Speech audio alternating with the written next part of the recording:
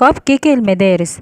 تعالوا بينا نعمل مع بعض وصفة كوب كيك سهلة وبسيطة وكمان مضمونة. عايزة اقول لكم النتيجة في الاخر هتنبهروا بيها جدا. هش وخفيف ومفرغ زي ما انت شايفة كده، بسم الله ما شاء الله، تحفة وفي منتهى الجمال. عايزة اقول لك ارتفاع الكيك بجد تحفة، شايفين الجمال والحلاوة.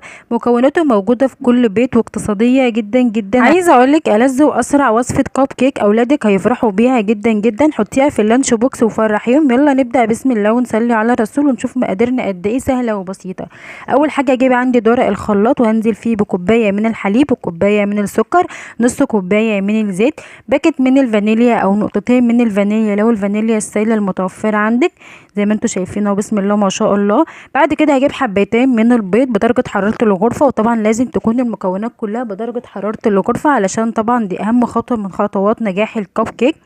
بعد ما ضربتهم كويس جدا بالشكل ده كده زي ما انتم شايفين، هجيب بقى عندي